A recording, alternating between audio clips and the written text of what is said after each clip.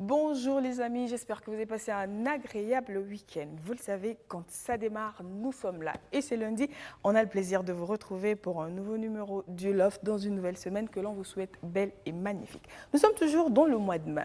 Et en mai, vous le savez, on s'intéresse à l'univers du travail, au monde des métiers. Et aujourd'hui, on a un programme super chargé, rien que pour vous. Alors, on va découvrir un métier. Oui, certainement, vous avez peut-être vu un mot à la fin de certains livres ou à la fin de certaines émissions qui va renvoyer à quelque chose. On va essayer de découvrir ce métier-là aujourd'hui. Et ensuite, on va parler justement de tous ces métiers-là, porteurs, de comment faire pour regarder au-delà de ce que l'on voit d'habitude. Parce que oui, il y a autre chose à voir. Comme quelqu'un le dit souvent, l'herbe est souvent plus verte ailleurs, mais il faut encore oser regarder par là. Et vous le savez, la semaine dernière, on vous a annoncé la nouvelle rubrique avec nos amis du Waga Job Challenge. Ça commence aujourd'hui et c'est en fin d'émission. Mais avant, tout le monde s'installe. Je souhaite la bienvenue à tout le monde. D'abord à vous, ensuite à notre invité, puis au reste de la famille. Donc aujourd'hui, on a la chance de recevoir pour vous une dame exceptionnelle. Franchement, audace, courage, franchement, moi je pense que c'est ce qui définit et caractérise cette dame-là. Elle a décidé de tout laisser pour vivre, poursuivre et réaliser son rêve. Et c'est avec elle aujourd'hui justement que l'on découvre ce nouveau métier. Il s'agit d'une... Elle reprend tellement bien son nom que je me dis qu'à quelque part, forcément, il y a des étoiles qui se sont alignées pour qu'on décide qu'elle s'appellera donc l'Amazone Wassawane. Je ne me suis pas trompée, hein? Pas du tout. Bienvenue sur mon plateau. Merci beaucoup. Merci à vous. Merci de cet honneur. Comment ça va? Ça va très bien. D'accord. Comme vous pouvez le constater, ça va très bien. C'est super. Ça fait vraiment plaisir de vous avoir sur ce plateau. Partagé. Et avec vous, on va apprendre. En tout cas, on est sûr qu'à la fin de cette émission, on pourra crâner en disant qu'on a appris quelque chose. Ça, c'est sûr. Et le reste de la famille, juste en face de l'Amazone, nous avons Alex. Salut Stéphanie. Tu vas bien? Très bien. Très coloré. Parle bas. Merci. Nous sommes en mai, je pense, c'est un mois très coloré. Ouais. En principe, coloré fleuri. Exactement, et j'avais envie, je sais pas, cette semaine, j'ai un peu envie aujourd'hui, je suis un peu dans le jaune noir et demain, vous aurez une autre couleur. Un autre pagne aussi, je veux montrer que c'est possible de porter le pagne. Il y a une manière de porter le pagne tout en gardant une touche d'élégance, en fait. C'est un peu le message que je veux faire passer. Je ne vais pas aller plus loin, sinon il y a une question qui me vient direct en tête que je garde, parce que sinon le débat va aller dans une autre direction. Demain, je te promets une autre couleur et tu pourras me poser ta question demain. Ouais, je vais. Et l'Amazone. J'ai trouvé la formule en fait pour pas choquer. Ok, d'accord, j'attends de voir. Et soyez la bienvenue sur notre plateau. Et moi, j'ai hâte de savoir ce que vous faites parce que c'est, comme Stéphanie l'a dit, on le voit généralement partout et j'ai plein de questions pour vous. Je vais monopoliser la parole, Stéphanie, tu n'auras rien à dire. On verra. On verra. J'espère que je vais y arriver. Et juste à côté de l'Amazone, notre Amazone à nous. Voilà, donc... Bah ouais, t'es notre guerrière. Okay. Même si tu ne le veux pas, on te donne ce titre-là. Parce que tu nous défends bien. Et on le sait qu'avec toi, on est en sûreté. Oh, merci. Bienvenue, Philippe. Merci. T'as passé un bon week-end? Oui, un très bon week-end. Beaucoup dormi. D'accord. En fait, le truc, c'est que la dernière fois, je me suis rendu compte en fin d'émission que je n'ai pas dit que j'étais sous le charme de ta nouvelle coiffure. Et je te le dis aujourd'hui, franchement. Et tu le sais en plus.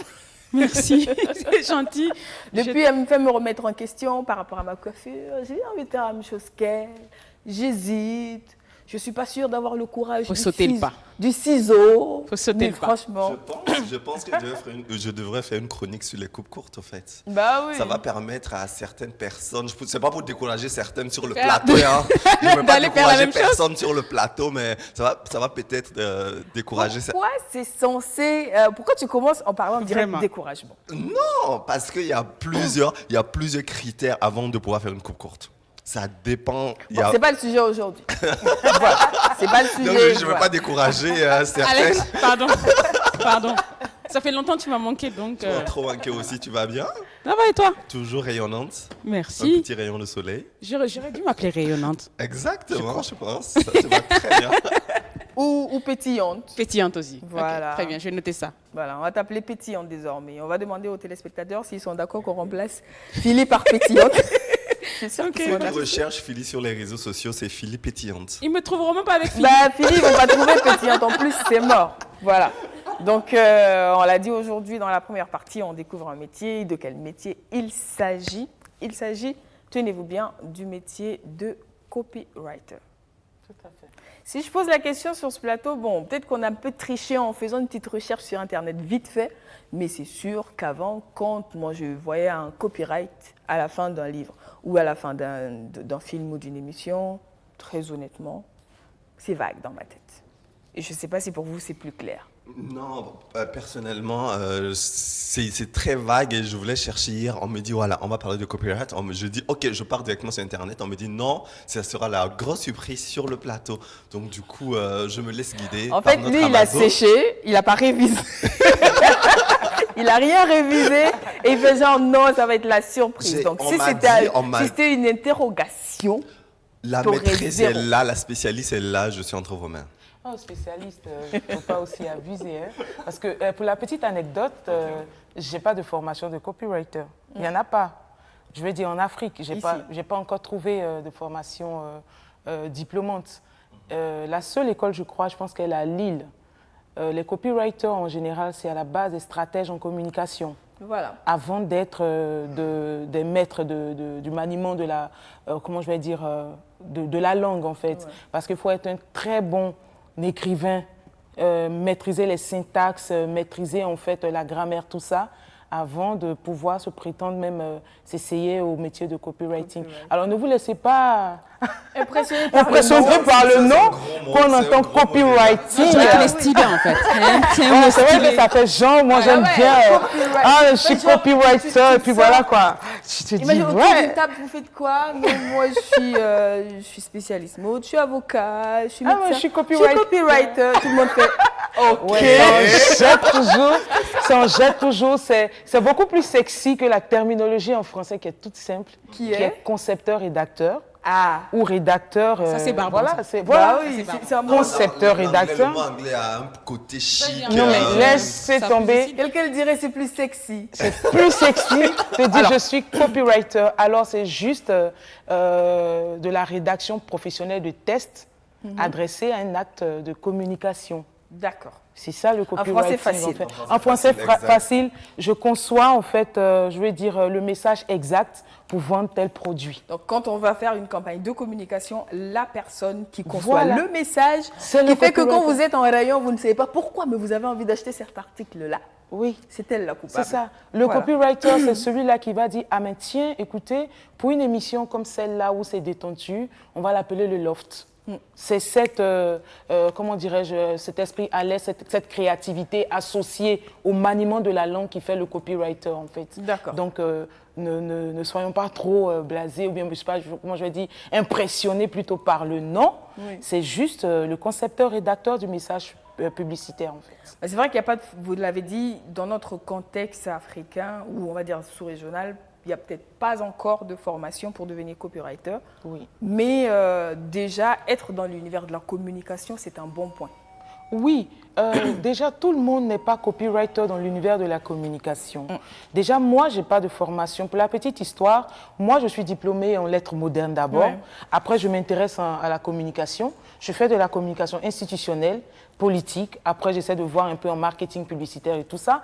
Et pour entrer, je décide de postuler dans une agence. Et comme à la base, je sais écrire, j'ai la passion, l'écriture est ma passion depuis toute petite, je suis écrivaine au passage, je décide d'écrire une lettre de motivation à mon futur employeur qui est directeur d'une agence de communication. Alors, je ne suis pas du tout classique. Je cherchais l'agence qui était capable d'embaucher quelqu'un qui ne va pas écrire « J'ai l'honneur de solliciter de votre haute bienveillance ». Moi, je trouve ça vraiment saoulant parce que pour moi, la lettre de motivation doit refléter la personnalité, les capacités de la personne qui la présente. Donc, pour moi, ce n'est pas du copier-coller. J'ai commencé ma lettre pour lui dire « Écoutez, je ne sais pas anguille. Je sais écrire, j'ai des capacités très, très bien appuyées. Ma plume est très incisive et je vais travailler pour vous. Je sais que je peux avancer dans votre entreprise et avec vous, je vais apprendre. » Mais quand il a vu ça, il s'est dit, mais c'est qui cette personne? C'est clair que quand tu reçois une lettre comme ça d'une personne qui cherche du boulot, mais et en plus, quand on est une agence de com, tout à fait. Et ça, je le conseille. Elle s'est démarquée. Bah oui. Voilà. Habituellement, c'est du copier-coller. Donc, c'est voilà, faut pas du tout faire du copiage, et comment on dit, copiage-collage. c'est pas bien parce que ça ne reflète pas la personnalité. Et c'est ça aussi, peut-être c'est ce petit truc. Je n'étais pas copywriter quand je partais. Je partais postuler pour être journaliste, écrit dans un magazine. Et c'est lui, en fait, qui arrive, qui me dit, mais écoute, non, tu n'iras pas travailler en tant que journaliste dans mon magazine. Tu iras à la cellule Créa, tu seras copywriter. Je dis, mais de quoi il parle? C'est quoi copywriter? Justement, comment ça se passe quand on dit de faire un métier dont tu n'as jamais entendu parler? Le premier copywriter de ma vie, c'est un ami, un Marocain, avec qui je faisais des études et qui travaille dans une agence en tant que copywriter. Il me dit, je suis copywriter. Ok, tu es copywriter. C'est tout, quoi. Mais genre sans plus. Voilà, sans plus. Moi, je ne suis pas allée chercher, savoir tout ça. Déjà, le mot, il est compliqué. Bon, donc voilà. va avec ton métier Yacine, tranquille. copywriter. Ok, d'accord, super, c'est bien. Et puis, paf. Et moi, je débarque un jour.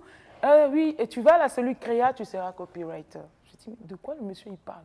Donc, tout de suite, j'appelle Yacine. Ton truc, là, déjà, tu dis, c'est quoi? Il me dit, écoute, tu as beaucoup de créativité, tu sais manier la langue, tu vas apprendre sur le tas. Et j'ai appris le copywriting sur le tas. D'accord. Et donc, voilà, avec une dose de connaissances en communication, marketing publicitaire, et puis un maniement appuyé de la langue, on peut devenir copywriter. C'est très important quand même, le maniement. Oui. Moi, j'ai envie de savoir, est-ce que le copywriter n'est pas un peu manipulateur sur les bords? Il est plutôt stratège, il n'est pas manipulateur. Okay. Parce que le copywriter, c'est celui-là qui est capable aujourd'hui de venir vous vendre le faso d'Afani comme étant le tissu le plus luxueux d'Afrique. Il va penser à la stratégie qu'il faut mettre en place et il va trouver le mot adapté à cette stratégie-là, en fait. Il ne fait pas que venir trouver les mots. Il faut qu'à la base, il puisse percuter, en fait, le besoin non seulement du client, mais aussi du consommateur. Il faut qu'il sache maintenant comment traduire ça en message publicitaire. Donc, c'est passionnant parce que à chaque projet, on est en train de fouiller, de s'instruire, de chercher à comprendre l'autre. Moi, pour moi, c'est vraiment... Je dis merci à cet employeur. Il a révélé, en fait, l'Amazon Wassawali. Il l'a vu et il a dit, ça, c'est un il filon. Dit, comme on le dit en mine, il faut forcément exploiter ce filon. Il m'a dit, il y a quelque chose en toi que tu ignores. Je pense que tu vas beaucoup, tu vas te révéler à toi, même si tu vas à la créa. Et le fait, malheureusement, en agence de communication, on remarque beaucoup que les gens n'associent pas un copywriter à leur graphiste. En agence de communication, le graphiste ne travaille jamais seul. Ça va de pair. Oui, toujours avec un... En principe. Oui, le graphiste n'est pas un copywriter. Le graphiste, qu'est-ce qu'il est? Il est le binôme du copywriter et il matérialise ce que l'autre dit. La conception du copywriter. Merci Amazon, parce que souvent, moi aussi qui travaille dans la communication, souvent les gens ont tendance à tout confondre dans notre secteur. Le graphiste, c'est vrai, il est là, comme tu l'as si bien dit, il matérialise, mais souvent on a l'impression que que tu sois, on t'embauche comme spécialiste en communication ou bien copywriter, on te demande automatiquement soit à toi de jouer le rôle du graphiste ou bien on demande au graphiste de jouer ton rôle. Pourtant, c'est deux sections complémentaires mais différentes en même temps. Non, mais parce que la communication en Afrique jusqu'à présent, elle est considérée, même quand tu vois dans les grandes sociétés, elle est considérée comme la 5e roue du carrosse. Exactement. Donc, dans la communication, il y a beaucoup d'aspects différents. Il y a beaucoup de trucs qui découlent de la communication. Donc, voilà, ils ne savent pas. Il faut faire de la communication pour comprendre. C'est-à-dire que quand tu vas même faire une première année en communication, au bout d'un moment, on te demande dans quoi veux-tu te spécialiser. Et il y a tellement de branches, que... C'est ça. Moi, j'ai envie de revenir quand même sur un autre aspect du métier de copywriter. Est-ce qu'à quelque part, vous faites l'étude du comportement humain? Parce que moi, je veux dire, pour arriver à trouver un message, pour dire à quelqu'un, il faut impérativement que tu aies ce produit-là chez toi. Il faut pouvoir rentrer dans sa tête. Oui. On est forcément sociologue, quelque part. Parce qu'on ne peut pas venir adresser un message publicitaire sans comprendre la sociologie même du public. Je n'adresserai pas le même message publicitaire que je pourrais adresser, je dirais, prenons un truc, en France et même au Burkina. Il y a des choses, il y a des éléments qui rentrent. Quand je vous donne une petite anecdote, il y a un publicitaire, il y a une campagne de publicité au Maroc pour vendre les sticks de Nescafé. Et le matin, les Marocains se réveillent, ils voient partout dans la ville café drôle, café drôle, café drôle. Je me rappelle bien de l'anecdote. Mais en Darija, c'est une grossièreté en fait.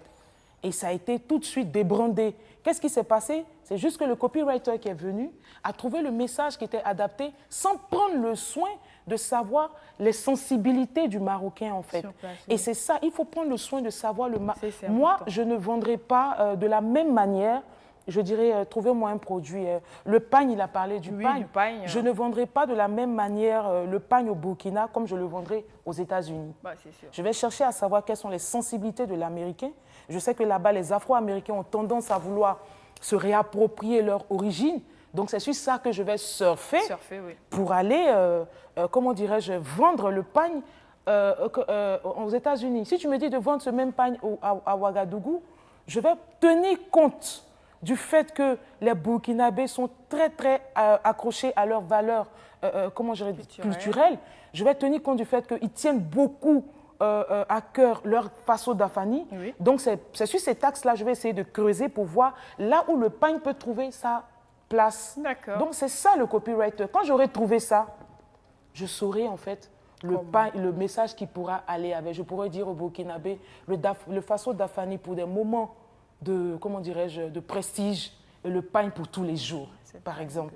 C'est ça, c'est tout ça qui fait. Et après, demain, quand je trouve ça, je viens, je vois mon graphiste, je dis, mais voilà l'idée que j'ai. Comment tu veux qu'on matérialise ça? Il va me dire, bon, on va essayer de démystifier en fait le port du pagne. Prenons le pagne et puis essayons de le mettre dans la cuisine. Montrons des enfants en train de jouer en pagne.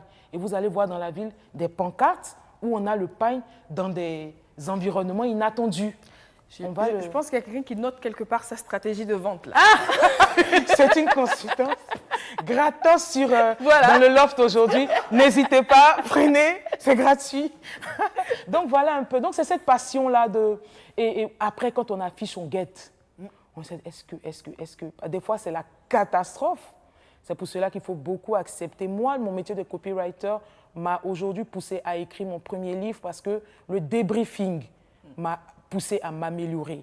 Avant, j'écrivais, je vous ai dit, j'écrivais depuis toute petite, mais j'avais peur de me faire relire. Mais quand je suis arrivée en agence de communication et que j'écrivais mes textes, parce que le copywriter ne fait pas que de la publicité, il écrit même des discours politiques. Et le discours politique, tu l'écris en fonction de celui qui le porte et de l'auditoire, en fait. Absolument. Et surtout de la situation qui se présente. Donc, après, quand tu écris, on prend ton papier, puis sans même regarder, on froisse et puis on jette.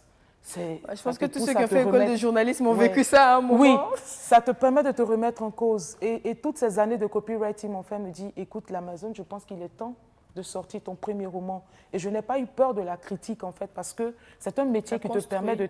Oui, parce que tu ne travailles pas pour toi. C'est un métier, moi, je dirais, il est humanitaire, en fait. Il est humanitaire. J'apporte quelque chose aux gens. Je leur apporte du nouveau. Je leur apporte le rêve. Et il n'y a rien de plus beau, donc n'hésitez pas à devenir copywriter. Merci beaucoup pour ce joli message.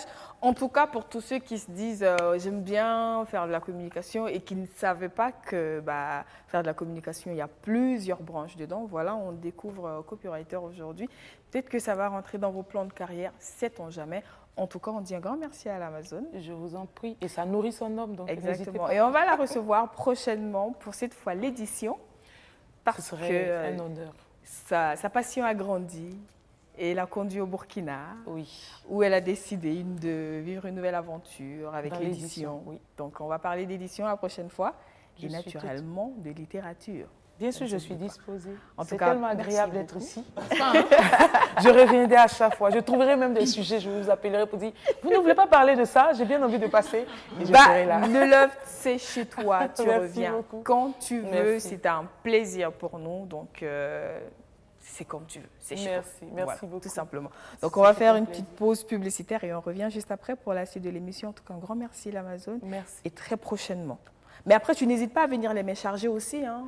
Non, il n'y a pas de souci. Il n'y a pas de souci. Et je suis généreuse à la base aussi. Ma liste, à la base, tu es très généreuse. Non, Alex, quand je parle des mains chargées, genre on est dans un salon, on a une table, si on a à manger, c'est bon. Donc on va s'arrêter sur ça.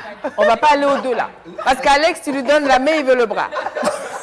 Non, je note tout ça, il n'y a pas de souci. D'accord. Vraiment, merci beaucoup. Donc merci la pub, et on revient juste après. Merci. On sort pas de la rue pour devenir un chef d'État. Mais bien sûr, on sort même du théâtre, d'autres sortent de leur toilette pour devenir chef de l'État. Je partage pas. Quand j'apprends que les trésors du Faso ont été suspendus parce parce qu'ils ont entraîné de lourdes dettes, je suis choqué. Peut-être les choses bougent, mais tu ne bouges pas à la vitesse des choses. Je t'explique. Les femmes sont généreuses. Non, quel que ça choque.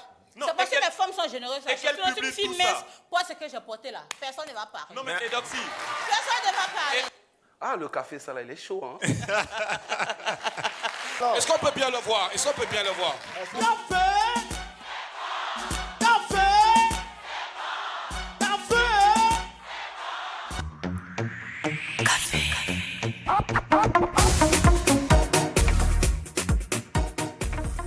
Eh bien, après cette petite pause, on est de retour dans le loft. Je vous l'ai dit, aujourd'hui, on a un programme super comme ça, rien que pour vous. Après avoir découvert le métier, justement, de copywriter, on continue dans cette lancée de tous ces métiers-là qui peuvent exister autour de nous, que l'on ne connaît pas forcément ou alors que l'on voit, mais qu'on ne comprend pas, du coup, qu'on n'intègre pas forcément dans notre programme de vie ou dans nos plans de carrière. Donc, aujourd'hui, avec l'aide de ceux qui sont dans le recrutement, dans l'accompagnement, dans la gestion des ressources humaines, on a envie justement de voir plus loin que le bout de notre nez, comme on le dirait communément, de voir autre chose que ce que l'on a l'habitude de voir. Parce que oui, au début, souvent, quand on arrive à l'école, on a envie de devenir médecin, on a envie de devenir avocat, on a envie de devenir pilote, je ne sais pas, tu avais envie de devenir quoi d'autre, hôtesse de l'air, infirmière. Moi, je voulais faire des reportages, tu vois. Voilà, journaliste. Voilà. Il y a une liste de métiers comme ça qu'on regarde immédiatement en se disant, je veux faire ça.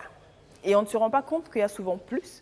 Et on se limite et après on dit, ah, le marché est saturé, pourtant moi je voulais faire ci, et puis voilà. Donc aujourd'hui, comme on est toujours dans le mois de mai, on en parle. On a le plaisir de recevoir pour vous Monsieur Ghislain Idriss Yaro. Il est juriste de formation. Il accompagne également dans la recherche d'emploi. Il est gestionnaire de ressources humaines. Et aujourd'hui, avec lui, on discute. Bienvenue dans le plateau. Merci beaucoup. Merci beaucoup. Comment ça va? Ça va très bien. Merci de m'accueillir. Alors, un micro pour lui. Et tu prends celui-là. Très bien, merci. Parfait. Alors, donc, je pense que je n'ai pas besoin de faire les présentations là-bas. Oh non. Ça va, on se connaît assez. D'accord, donc, moi je suis curieuse. D'accord. Comment vous connaissez déjà? Je te laisse commencer ou pas? Vas-y. Non, vas-y, honneur aux dames. Ok. Très bien. À mes débuts à Ouaga, j'ai rencontré... À mes débuts, ça veut dire qu'elle a fait une carrière. Oui, j'ai fait une longue carrière et recommence pas s'il te plaît parce que sinon... Voilà. Et je l'ai connue grâce à une bonne copine qui me l'a présentée et depuis, on se taquine tout le temps. On a un point commun, c'est vivre pleinement la vie. C'est bien. C'est ça qui fait qu'on s'entend beaucoup. Et en même temps, la vie mérite d'être vécue pleinement. Exactement. Franchement. C'est bien. C'est bien résumé. Parfait. Du coup, j'ai bien fait de vous mettre côte à côte ou pas? Ça dépend. C'est une bonne Et quand ça va commencer, faudra suivre. On va voir comment on va gérer ça. Alors, un micro pour celui qui est à côté de moi. On verra si entre nous, ça va matcher. Je pense qu'on s'est déjà rencontrés aussi. Et voilà, donc c'est bon. Bien fait. Le partage est très bien. Donc, Aboubacar Sarré, chargé de recrutement donc, chez RMO. Plutôt, je corrige, mon nom c'est plutôt Abdourahmane. Abdourahmane. Sarré et je suis le responsable recrutement chez RMO Job Center Burkina. RMO Job Center, donc qui est un cabinet de gestion des ressources humaines spécialisé en conseil, recrutement, externalisation et outsourcing. D'accord. Présent au Burkina depuis plus de 10 ans et existant en Afrique depuis plus de 30 ans. D'accord. Donc, si je comprends bien, ce que vous faites, c'est que vous aidez ceux qui cherchent du travail à trouver du boulot et ceux qui cherchent des compétences à trouver des compétences. Tout à fait. Voilà. En parlant d'aider ceux qui aident des compétences à trouver les compétences, là, on parle de formation. J'avais oublié, on fait aussi dans la formation. C'est exactement ce qu'on fait au Burkina. Ok, c'est super ça alors. Donc, vous avez déjà trouvé de l'emploi à combien de personnes à peu près, si vous avez des chiffres? Disons, en moyenne, si je me reporte aux 2-3 dernières années, on n'a pas fait par année moins de 150 à 300 recrutements. Wow. Et quand je dis 150 à 300 recrutements, c'est pris mission par mission. Disons que dans une mission, on peut avoir plusieurs postes à recruter. D'accord, ok. Donc avec vous aujourd'hui, on a envie justement de regarder de ratisser plus large, comme on le dit, de regarder plus loin et de voir s'il y a autre chose que ce qu'on a l'habitude de voir. Parce qu'aujourd'hui, moi, j'estime que si on a, je ne sais pas moi, 3000 étudiants en droit, C'est-à-dire que c'est 3000 étudiants qui veulent devenir juristes ou c'est 3000 étudiants qui ne savent pas qu'il y a autre chose que ça à faire. Donc, est-ce qu'aujourd'hui, au Burkina Faso, pour les jeunes qui cherchent de l'emploi, forcément, ils ont le sentiment que l'offre est grande. Genre, je veux dire, la palette possible est grande. Je vous pose la question, Ghislain, pour commencer. Merci. Encore une fois, merci de m'accueillir. Donc, on va essayer de garder les choses calmes, n'est-ce pas, madame? On va essayer. Alors, pour répondre à votre question, je dirais que oui, on peut se le dire. Après, comme vous l'avez dit au départ, il y a beaucoup de métiers classiques. Il ne faut pas oublier dans quel contexte on se trouve, en ce sens qu'on a beaucoup de pression qui se retrouve autour. Malheureusement, j'ai envie de dire, on a reçu des candidats qui nous ont dit voilà exactement ce que je devrais faire, juriste, fiscaliste, etc. Et au final, en discutant beaucoup, puisque comme vous l'avez dit, accompagnement en coach, donc on teste un peu la personnalité, on se rend compte que la personne elle va être entrepreneur. Et donc au final, elle est quand même dans ce sillon-là de devenir juriste, parce qu'en fait, dans sa famille, elle ne prouvera qu'elle n'est utile et efficace que si elle devient effectivement juriste à un moment donné. Donc en quelque sorte, elle se donne cette mission-là que de devenir juriste. Et le jour où elle aura fait ça, elle va carrément valser et devenir entrepreneur. Elle est en train de perdre du temps et d'un autre côté, elle est en train de faire quelque chose qui ne va pas lui apporter. Donc pour dire qu'il y a une certaine pression qui se met, donc il y a des métiers classiques, on retrouve en fait une abondance de personnes qui certains travaillent, certains ne travaillent pas, mais les nouveaux métiers sont un peu durs, je dirais, à intégrer. Exactement, à pouvoir exercer, à être exercé. Pourquoi? Parce qu'il faut avoir également de bons récepteurs. Donc quand on prend un copywriter, il y a en fait cette nouvelle, je dirais, il y a un certain boom de la communication aussi quand même, il faut le dire. Et des jeunes en fait qui vont accepter cela. J'ai un peu réfléchi comme vous posiez la question à des métiers. Je prends rapidement le métier de trader. À l'heure actuelle, c'est en vogue. Donc quand on parle de Bitcoin, etc., de la monnaie informatisée, etc., c'est en train de prendre de l'ampleur. Quand on prend le métier ou la profession d'entrepreneur, beaucoup de personnes veulent être entrepreneurs. Beaucoup, un peu par rapport à votre question, sortent du cursus classique et au final se rendent compte que c'est saturé et vont commencer maintenant à entreprendre. Après, bon, il faut différencier businessman et entrepreneur. Bon, voilà. Donc, peut-être on en parlera après. Mais oui, c'est saturé, c'est sûr. Mais il y a toujours cette opportunité-là. Je pourrais prendre mon cas personnel. Je sors d'un cursus juridique, mais au final, je fais la gestion des ressources humaines. Donc, ce qui est extraordinaire, c'est que quand je sors, en fait, je ne savais même pas que la gestion des ressources humaines existait véritablement en tant que métier, en tant que domaine, et que ça prenait, en fait. Donc au final, on peut dire que j'ai appris sur le tas, mais dans un compartiment très spécifique qui est attaché à la gestion des personnes, donc les tests de personnalité, ainsi de suite. Et donc ça permet d'aller vers le coaching. Et donc coach, justement, qui est en vogue en ce moment. Il y a beaucoup de personnes qui sont coachs. Des vrais coachs, pas forcément, parce que ça demande quelque chose. Certifié, mais dans le sens de accompagner et aider à trouver. C'est le mot. C'est exactement ça le mot. Donc on en voit beaucoup. J'ai trouvé le mot?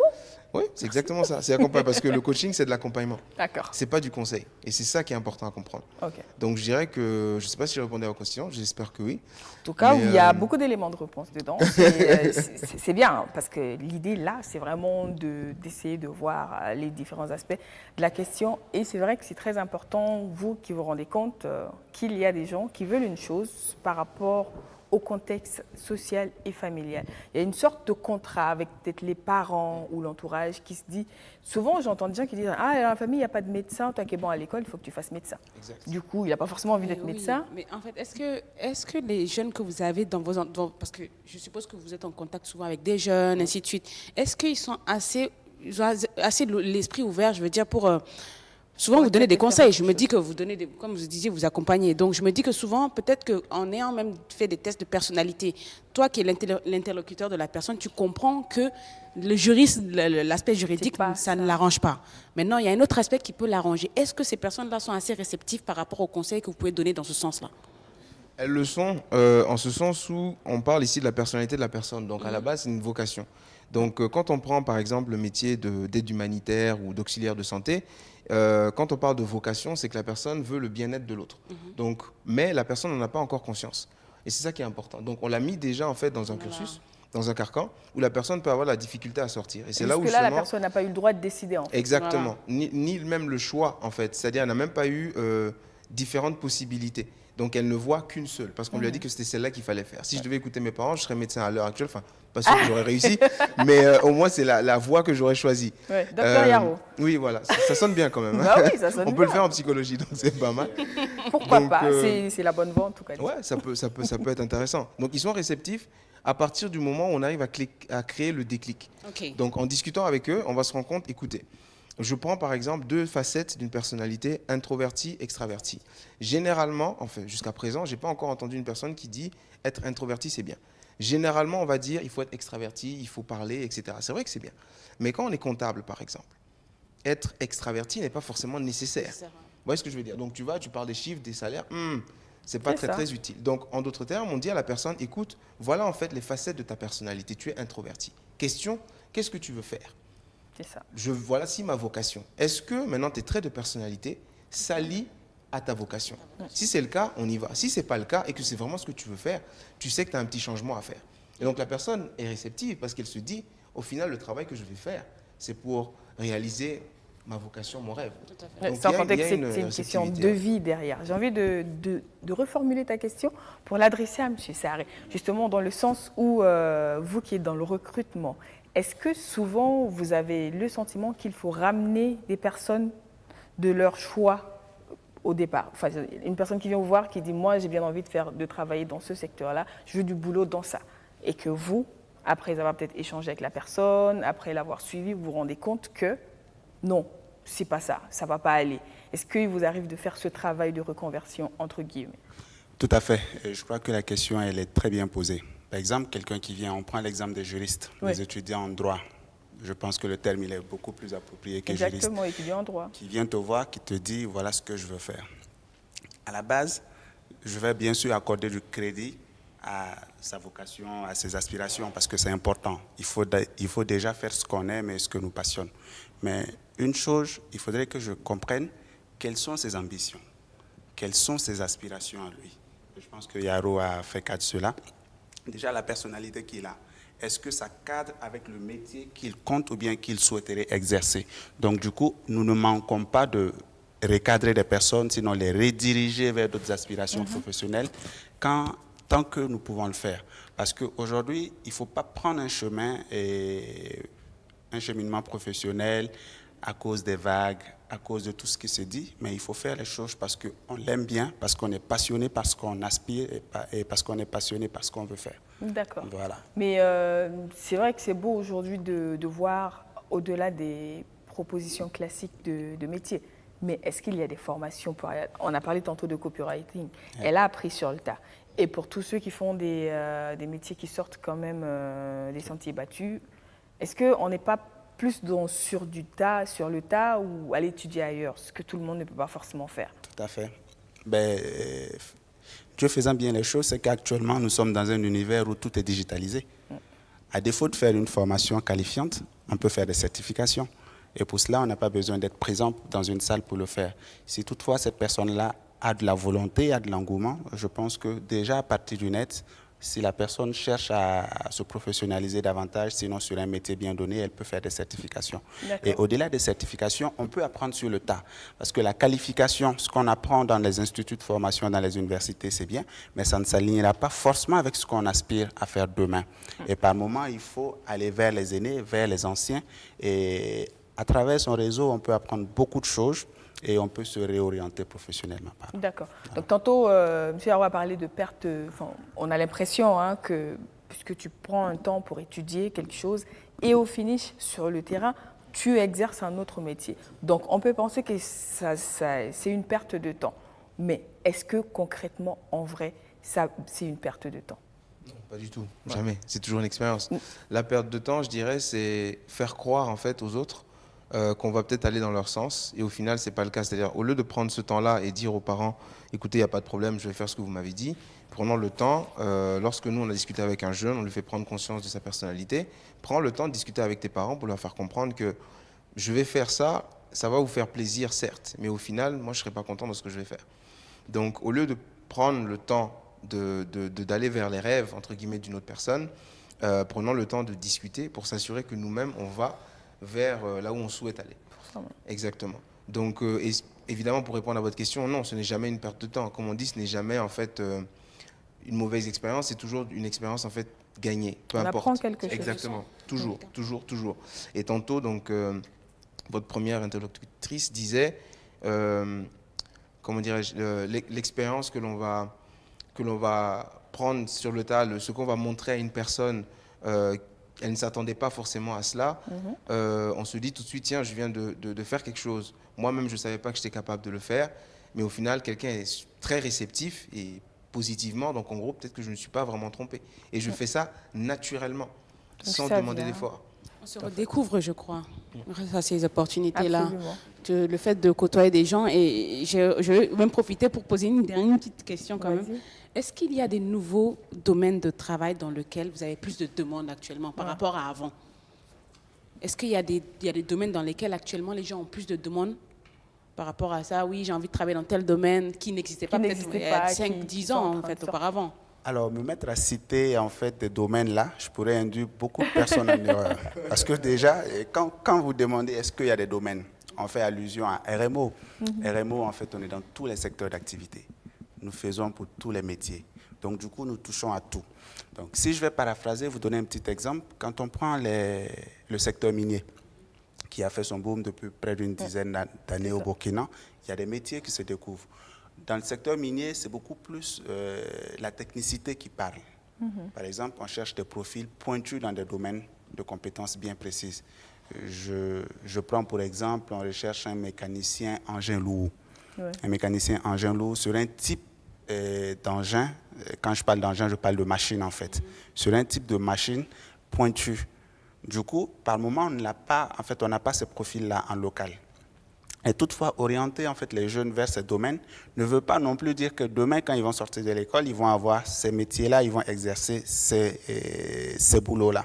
Donc, je ne veux pas induire en erreur, je ne sais pas si vous comprenez un peu. Ouais, en fait, voilà. C'est vrai que, c'est dire, je voulais poser une question par rapport à ça, c'est quoi les critères pour choisir un métier quand on décide? On n'a pas envie de faire ce que... Parce qu'il y a ceux qui savent qu'ils ont envie de faire autre chose que ce que tout le monde fait, mais ils ne savent pas forcément ce qu'ils vont faire. D'où justement l'intérêt de savoir, de mieux se connaître pour pouvoir choisir facilement. Mais au-delà de ça, on a parlé de vocation. Mais est-ce qu'aujourd'hui, les jeunes sont guidés vraiment par la vocation ou par l'argent que leur procurera ce nouveau métier? Très honnêtement. Okay. Je pense que la question elle est très bonne. Effectivement, nombreux sont ces jeunes-là qui sont beaucoup plus guidés par l'argent. Oui. C'est bien dommage, même si on a besoin d'argent pour vivre. Aujourd'hui, pour choisir un métier, moi je ramène tout. Vous avez parlé de vocation tout à l'heure.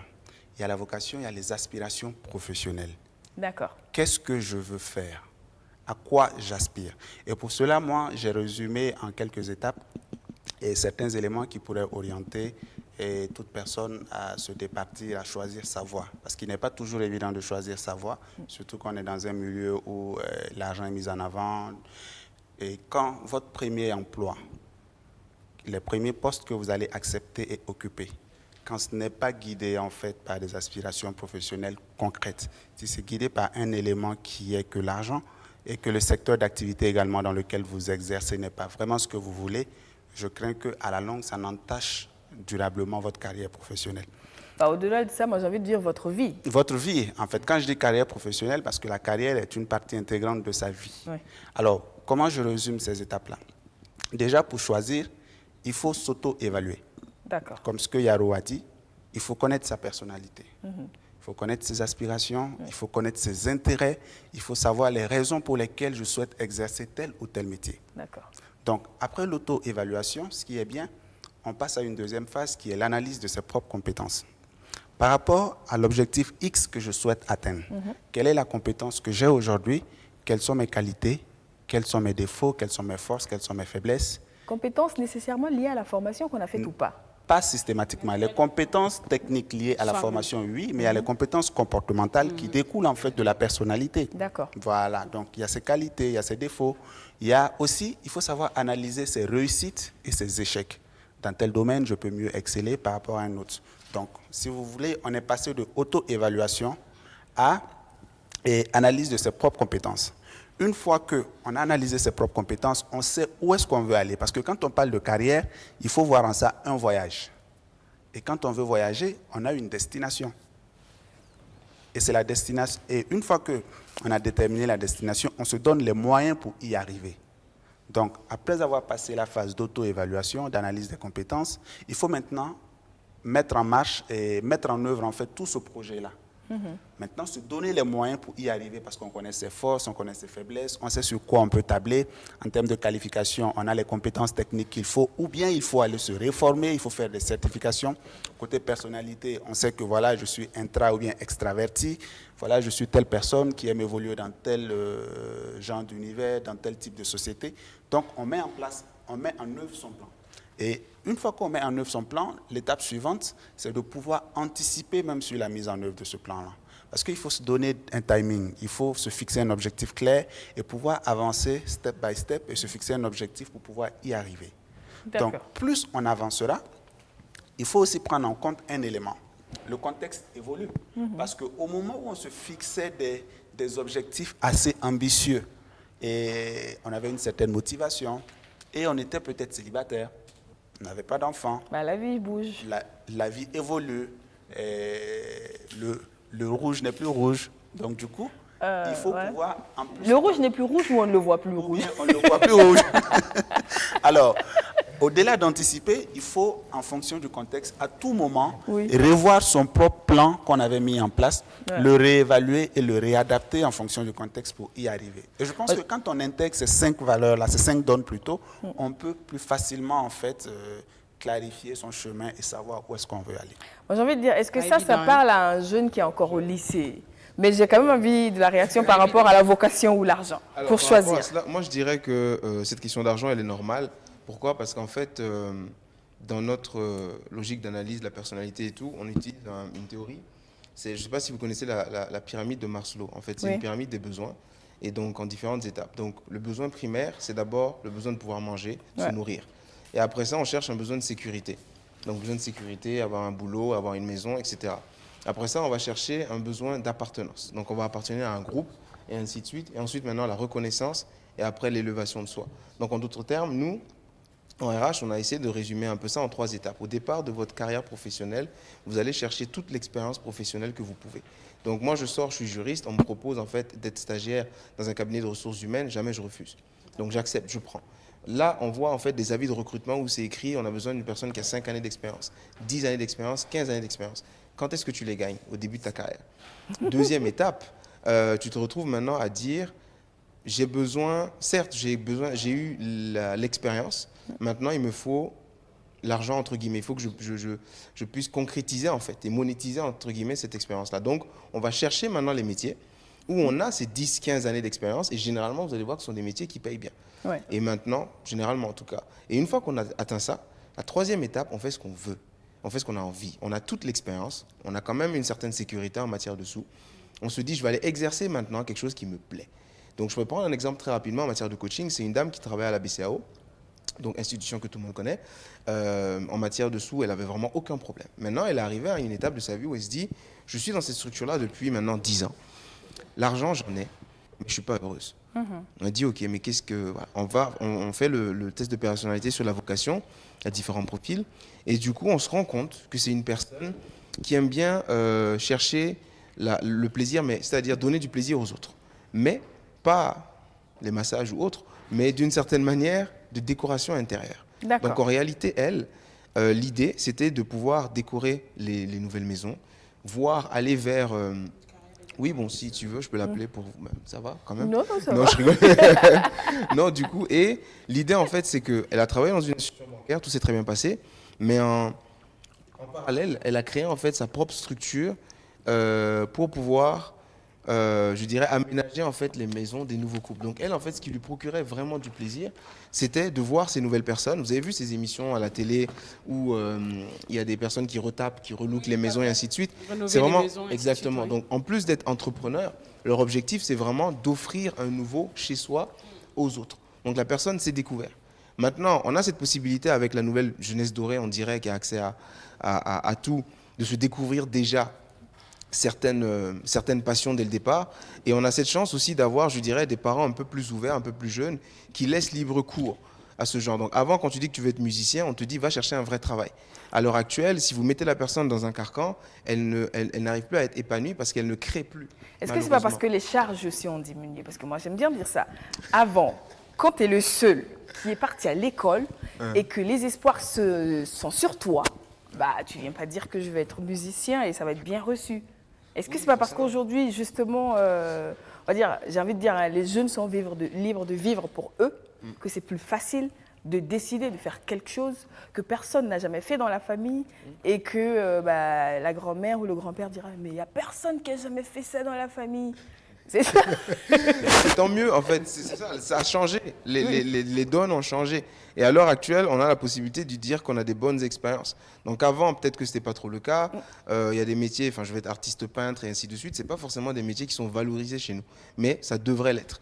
Quand on prend la mode, ça commence à venir. Au fur et à mesure, beaucoup de personnes se lancent, beaucoup de personnes essaient de prendre à gauche, à droite, mais c'est en train de venir. Mais comme vous le disiez tantôt, avant, c'était beaucoup plus fermé parce qu'avant, écoutez, on est avocat, on est fils d'avocat et ainsi de suite, médecin et ainsi de suite. C'est un peu plus facile aussi d'intégrer son fils dans ce milieu-là. Maintenant, on se disait, écoute, tu veux faire quelque chose de totalement différent, c'est pas très sécurisant pour la personne qui est censée t'accompagner parce qu'elle ne connaît pas très bien. Mais maintenant, avec la possibilité de pouvoir faire de multiples choses et de connaître des gens qui ont fait de multiples choses, c'est un peu plus facile. Donc forcément, il y a plus d'acceptation. Je prends notre jeunesse, notre génération. Je pense qu'on est tous en train de travailler pour se dire on va offrir un avenir meilleur à nos enfants et ainsi de suite. Donc il va arriver un moment où il va vouloir faire quelque chose. Je sais que même s'il va dans un métier qui ne va pas forcément lui donner de l'argent tout de suite, il ne va pas mourir de faim. Alors qu'avant, en fait, le besoin primaire, c'était ça, se nourrir d'abord. Avant, du coup, aujourd'hui, moi j'ai envie de dire, ça ne se justifie pas de courir derrière l'argent. On a le droit de vivre maintenant, de dire, ouais, j'aime ça, je vais faire ça et en faire mon métier. La petite difficulté, je suis totalement d'accord avec toi, on a cette chance-là, c'est simplement que c'est une petite proportion. C'est ça en fait. Donc du coup, on se retrouve avec une très large majorité de personnes qui n'ont pas vraiment ce choix-là encore, malheureusement. Donc on a la chance beaucoup d'être allé à l'extérieur, d'avoir changé de continent, de voyager, ainsi de suite. Mais des personnes qui peuvent se dire aujourd'hui, je peux me permettre un voyage dans 2 ans, c'est pas tout le monde. Et ça part d'une autre réalité, le travail que tu exerces, pouvoir mettre son enfant dans une bonne école et ainsi de suite. Pour s'occuper des parents aussi, souvent, parce que pour certains, il y a ça, il y a les parents qui comptent sur toi et tes enfants qui comptent sur toi. Donc, en ce moment, tu as intérêt à trouver quelque chose qui paye bien, vite, tu aimes ou pas, c'est pas un problème. Du moment qu'il y a l'argent pour t'occuper des gens, c'est super. En fait, je me retourne vers M. Sarré pour tous ceux qui viennent vers vous. Est-ce que les demandes vont plus vers ce qui est classique? Est-ce qu'il y en a qui disent je veux juste du boulot? Est-ce qu'on est en mode aidez-moi à trouver ma voie? C'est quoi qui vient le plus? Je vous dirais on a du tout. On a du tout. On trouve des personnes qui vous disent aidez-moi à trouver ma voie. Ça encore c'est franc. Comme on trouve des personnes qui vous disent j'ai tel profil. Il reconnaît qu'il a tel profil et vous dit je pourrais exercer tout emploi où vous jugez que j'ai les compétences. Et ça, c'est écœurant. En fait, c'est écœurant. Lorsque... voilà, je suis comme ça, mais trouvez quelque part, mettez-moi là, voilà. Et quand c'est comme ça, il y a véritablement un problème. Il y a un problème d'ambition. Ça veut dire le monsieur ou la dame, elle a fait une formation, elle a suivi un cursus sans savoir où est-ce qu'elle veut aller. Comme on a aussi les personnes, pour le 3e cas, qui arrivent, qui savent clairement ce qu'elles veulent faire, en ce moment, on les accompagne. Mais si vous vous rendez compte, la personne se trompe quand même. Exactement, en ce moment, il faut la réorienter. D'accord. Il faut la réorienter et nous n'hésitons pas à faire cela. Le micro pour qu'on puisse nous entendre bien. Et nous n'hésitons pas en fait à faire cela. Par moment, on a affaire à des professionnels qui exercent déjà une activité, un métier bien précis, mais qui, pour plusieurs raisons, ont besoin de se reconvertir. En ce moment aussi, on les accompagne. Donc, lorsqu'il faut opter pour le choix de la reconversion ou changer carrément d'emploi, il ne faut pas hésiter. Oui, mais il y en a qui ne sont pas conscients. C'est ce qu'il faut savoir aussi. Parce qu'il y a beaucoup de personnes qui viennent qui ne sont pas conscients que les études qu'ils ont faites ne les correspondent pas. Ils l'ont fait par besoin. Ils se sont dit, même moi, j'ai fait ça. C'est-à-dire, j'ai fait d'abord un cursus me disant, avec ça, je pourrais avoir un job. Je n'ai pas voulu éclater le mot ambition. Je reviens sur le mot ambition. C'est très simple. Moi, j'aime échanger avec les lycéens. On s'amuse à demander à un lycéen, nous tous on est passés par là, qu'est-ce que tu veux faire demain? Je veux être médecin. En fait, c'est la réponse qui vient le plus souvent. Voilà, c'est la réponse qui vient le plus souvent. Depuis le début, il faut savoir faire des choix. On a tous fait des écoles classiques, des cycles classiques et généraux. On est arrivé dans l'enseignement général. À partir de la seconde, tu as le choix entre plusieurs options. Pour quelqu'un qui est... Là encore, faut-il le savoir. Là encore, faut-il le savoir. Et si l'enfant il est laissé à lui-même, il y a un problème. Donc déjà, il y a un accompagnement depuis la base qui doit être fait par les parents. Et si malheureusement les parents ne peuvent pas le faire, moi je me rappelle, on nous a envoyé voir des grands frères qui nous ont aidés à choisir. Seuls, on va vite, mais ensemble, on avance plus vite, voilà, et on va loin. Donc du coup, c'est depuis la base.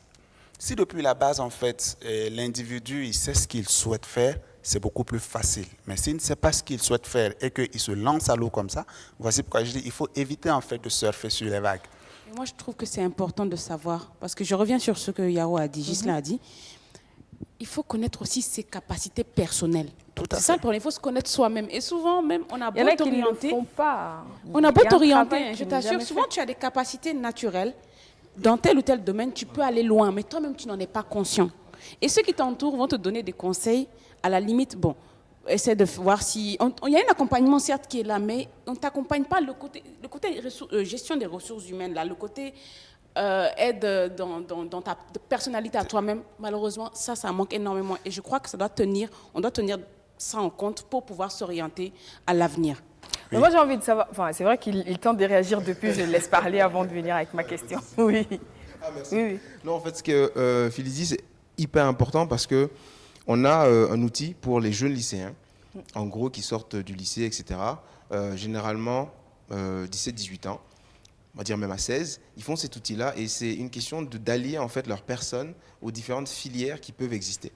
Et pour vous dire, en fait, on travaille avec une structure française et Macron, en fait, a institué cela pour tous les lycées. Pour vous dire à quel point c'est important. Donc, la discussion qu'on est en train d'avoir ici est tellement importante parce que ça questionne, en fait, notre système éducatif et cette question d'orientation, en fait, au départ, qui n'existe quasiment pas. Donc, certes, on va accompagner la personne, mais l'idée, c'est pas de venir lui dire, écoute, ça, en fait, il y a beaucoup d'opportunités ici, il n'y a pas beaucoup d'opportunités. Mais est-ce que c'est pas ce qui a été fait classiquement ici longtemps? Justement. Pendant des années, c'est ce qui a été fait. Exactement, et c'est ce qui doit être changé. Donc, même si, en fait, les parents vont aider, enfin, généralement, enfin, je sais que j'ai un ami, on lui dit d'être médecin parce que ses parents voulaient avoir des soins gratuits. Enfin, vraiment, c'est des... Non, mais je vous assure que des fois, c'est des idées comme ça. Non, mais... je vous assure. Donc, des fois, vous avez des raisons. Mais comme c'est le père qui vient, il ne va pas te dire ça officiellement. Vous voyez ce que je veux dire? Donc, avec diplomatie, on va te dire c'est bien pour soigner les vieilles personnes et tout, en se voyant vieillir. Donc, ici, la question... Pardon? Oui, exact. Dans le micro. Tu sais, quand tu vas en brousse, le médecin et puis l'enseignant, tous les jours, les gars, ils sont bien nantis. Ouais, mais après aussi, ça dépend de où tu te situes par rapport à ça. Parce qu'aujourd'hui, forcer un enfant à faire médecine, alors que c'est pas ce qu'il veut, bon, voilà. Alors que je sais pas, moi, il a envie de faire pilote de drone, je sais pas. S'il a envie de faire ça... Par rapport, en fait, là, la petite difficulté, en fait, c'est quoi? C'est que, en fait, comme on le disait tantôt, si tu peux te former, tant mieux. Si tu peux aller à l'extérieur pour le faire, par exemple, médecin légiste, c'est extrêmement important. Mais on n'a pas de police scientifique. Et il n'y en a pas. Bon, je ne vais pas dire qu'il n'y en a pas, je n'ai pas le droit, mais ils vont nous dire qu'il y en a. Je sais qu'un jour, il y a eu un vol chez ma tante, ils sont venus avec un camion, ils avaient une mallette, des gants, une loupe.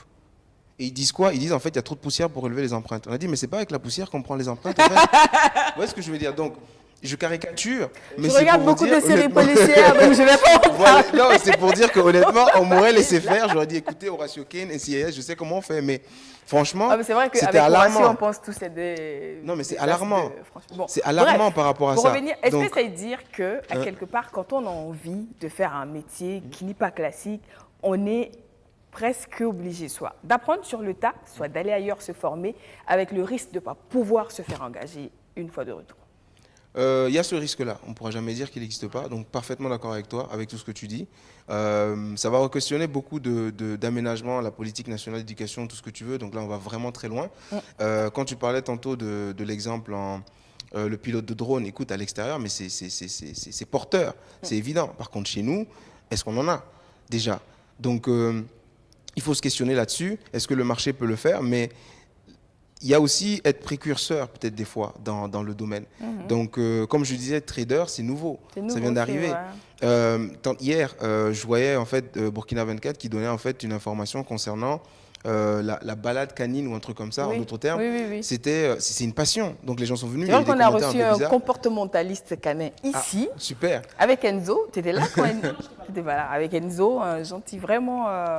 Il y avait des animaux. Super. Ouais. Il était super impressionnant, mais il était là. Et c'est vrai que comportementaliste, canin, bon. On n'imagine pas. Ouais. C'est vrai qu'on n'imagine pas. Maintenant, quand tu vois en fait notre jeunesse, je pense qu'il y a beaucoup de personnes qui vont avoir des animaux de compagnie, qui vont vouloir en prendre soin. Là, je vois de plus en plus de personnes qui se baladent dans la 2000, qui baladent les chiens. Je ne voyais pas ça il y a 2 ans, honnêtement, mais j'en vois plus. Donc, imaginez une personne qui vient, qui crée, au lieu des soins pour les humains, des soins pour les animaux. L'histoire des bichonnets. Oui, exactement. Mais c'est vrai balader, que c'est etc. vraiment précurseur. C'est ça, en fait. Quand on y pense, ce n'est pas notre société. On ose. Prendre soin des animaux. On va dire qu'il faut avoir une certaine force de caractère pour, dans notre contexte, dire « moi, je veux être toiletteur canin ». Oui, voilà, c'est ça. Tu disais à tes parents, on va te dire le chien. Moi, tu veux nettoyer le chien. Pour compléter, Yaro, ce que je vais dire, il faut rêver, c'est bien, c'est important, mais il faut être réaliste. Tout à fait. Voilà. Parce que on est dans un contexte dont il faut prendre en compte. Tout à fait. On a le micro. Ça arrive, on finit par s'habituer. Donc, rêver, oui, mais il ne faut pas perdre en fait la réalité. Mais est-ce qu'il ne faut pas souvent quand même oser braver cette réalité qui nous limite pour se jeter à l'eau? Parce que moi, je veux dire, on a fait la balade câline. Il y a des comportementalistes aujourd'hui qui sont sollicités parce qu'il y a des maîtres de chiens qui osent dire oui, j'investis pour que mon chien soit bien dressé. Mais cette personne qui est comportementaliste, s'il n'avait pas dit oui, je suis au Burkina, je suis burkinabé, j'ai envie d'être comportementaliste, dans ma famille, personne ne va le comprendre. Dans le quartier, on va me pointer du doigt, mais c'est ce que je veux faire. Tout à fait. Aujourd'hui, tranquille, ça vient. Forcément, s'il est le seul, il n'y en aura que pour lui. Il va transmettre. Mais il a été réaliste en ce sens où, en fait, il a vu le marché qui venait. Donc, il faut être réaliste, précurseur, mais il faut également avoir une bonne vision. Genre, il ne faut pas foncer la vision. Exactement. L'idée, c'est pas... Voilà. C'est-à-dire, il y a des secteurs actuellement, si tu veux te lancer dedans, ça va être un peu, je dirais, hasardeux, mais on aurait dit la même chose il y a 10 ans.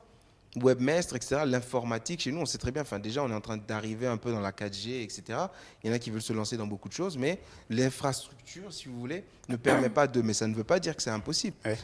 Ça veut pas dire que c'est impossible. C'est-à-dire qu'à quelque part, il faut, entre guillemets, se jouer les devins pour voir plus loin. Avoir une vision à long terme, en fait. Si tu décides, en te disant, ouais, peut-être dans peu de temps, il y aura du pétrole ici, tu décides de te spécialiser en pétrole. Exact. Et c'est important, en fait, de ce que tu es en train de dire, parce que l'idée, c'est, en se fixant cet objectif-là, on se donne les moyens pour faire en sorte de créer, si vous voulez, également la demande en quelque sorte. Ce que mon patron aime me dire, c'est que, écoute, nous, par exemple, on fait de la prestation de service.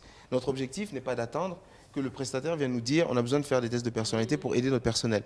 Il faut créer le besoin, en quelque sorte. Donc, du coup, je vois un filon et je me dis, par rapport à mon contexte, peut-être que dans 5-10 ans, ça va venir. Donc, comme il le dit, on va être réaliste, ça va être la majorité. On va prendre 90%. Et maintenant, on aura la chance d'avoir, et on en a déjà, des jeunes burkinabés qui vont créer quelque chose en se disant que dans 10 ans, il y a une autre partie de la population qui va venir et qui va y adhérer. Donc, quand la technologie, etc. Je pense que heureusement que ces personnes existent. Parce que si on devait rêver et rester que réaliste, on n'allait pas avancer. Exactement. Voilà pourquoi il faut une part des deux. Voilà, il faut une part des deux. Et les plus audacieux vont entendre, en fait, donner la marche à la chose et tout le monde va suivre, en fait, le filon. D'accord, donc on va voir si sur Facebook, on a des réactions pour nous. Et on va continuer parce que oui, vous le savez, nous, on est là. Mais il n'y a pas que nous dans le loft. Il y a tous ceux qui nous regardent, qui réagissent, qui ont leur mot à dire, qui peut-être vont nous aider à explorer, à découvrir autre chose. C'est intéressant et c'est important. Parce que c'est vrai que souvent, c'est beau de dire de rêver, mais à force d'être dans un système carré, même le rêve, il est bloqué. Tu as beau avoir envie de voir plus large, tu ne vois pas autre chose. Et après, tu te dis, zut, j'aurais pu. Mais on n'y a pas pensé. Donc, comment on travaille sur soi pour voir au-delà de ce que l'on peut naturellement voir? Je reviens, je lis quelques réactions vite fait, vous allez répondre à cette question après. Alors, donc sur Facebook, on a Lankwande qui nous dit « Bonne émission, Romaric Ouedraogo, salut la team, le sujet est très intéressant parce que c'est des métiers assez rares et nous les confondons souvent. Ah ouais, donc il parlait du copywriting. Zané, bonjour à tout le monde. Rien de spécial à dire sur le thème actuel, juste vous rappeler que vous êtes suivis et qu'on apprend beaucoup de choses avec vous. Franchement, le loft, c'est de taille, vous êtes à féliciter. Merci. On apprend grâce à vous, c'est super et on aime apprendre. C'est important aujourd'hui. Si on a envie de rêver, il faut apprendre. Parce qu'on ne peut pas rêver de ce qu'on ne sait pas souvent, même s'il y en a qui ont rêvé et qui ont réalisé ensuite. À quelque part, il faut se donner les moyens en voyant plus grand. Patrice Lebenda, coucou le team, la team, pensons argent d'abord avant de parler de passion. Quand on est issu d'une famille pauvre, on ne peut pas parler de passion. On ne nous montre pas aussi ce que nous pouvons après les études. La plupart du temps, on met dans notre tête avoir le BPC et commencer à tenter les concours, mais on ne peut rien, c'est le faso qui est comme ça. Alors, avant de venir sur la réaction de Patrice, Drissa Boli, bonjour. Pour moi, un copywriter est celui qui rédige, conçoit les annonces publicitaires, tandis qu'un fixeur est celui qui sert d'interprète ou de guide. C'est aussi celui qui accompagne. Merci beaucoup. Ben voilà, donc le fixeur, le copywriter, voilà, vous pouvez mettre ça dans la liste des métiers à explorer. Et ensuite, vous allez voir si ça correspond à ce que vous pensez pouvoir faire. Alors, Patrice dit, dans notre contexte, en plus, quand tu es issu d'une famille pauvre, très sincèrement et très honnêtement, le premier critère sera l'argent. Et je pense qu'il n'a pas tort. Je suis d'accord. Je partage son avis, même si c'est en partie. D'accord. Moi j'aime très bien deux termes. Quelqu'un qui accompagne les gens à trouver leur vocation ne dira pas qu'il est entièrement d'accord. J'aime bien deux termes, oui. L'efficacité oui. et l'efficience. Mm-hmm. L'efficacité, c'est maintenant. On cherche à solutionner maintenant. Donc, on cherche l'argent, c'est pour maintenant. À un moment donné, est-ce que ce métier-là, ce travail que tu fais, ce ne sera pas saturé? Est-ce que toi-même, tu ne vas pas t'ennuyer? Est-ce que tu ne voudras pas faire mieux pendant que tes propres compétences, que ce soit comportementales ou techniques, te limitent? Donc, il faut penser résoudre les problèmes d'aujourd'hui, mais qu'est-ce qu'on fait de ceux de demain? D'où l'efficience en ce moment. Mais demain, c'est loin. Oui, demain, c'est loin, mais demain se prépare aujourd'hui parce qu'on a parlé de vision. Okay. Voici pourquoi je dis, je suis d'accord, il faut l'argent pour solutionner les problèmes d'aujourd'hui. Si on travaille, déjà, on met un peu la passion en recul, on cherche l'argent pour solutionner les problèmes d'aujourd'hui, il ne faut pas perdre de vue une chose. Pour aller plus loin, il faut continuer de se former, il faut continuer d'apprendre. Se former, ce n'est pas seulement dans des salles de classe, ça peut être sur le tas. Et dans tous les métiers qu'on fait, aussi petits soient-ils, on apprend toujours quelque chose. Et ces nouvelles compétences que nous développons peuvent nous amener demain à voir plus loin.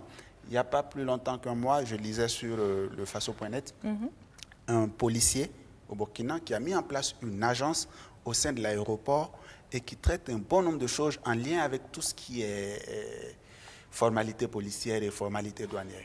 S'il s'était juste cantonné à son métier de policier, qu'il a pu atteindre à travers un concours à un moment donné de sa vie et qu'il n'avait pas cherché d'autres compétences en plus, je ne pense pas qu'il aurait pu mettre en place une agence de la sorte.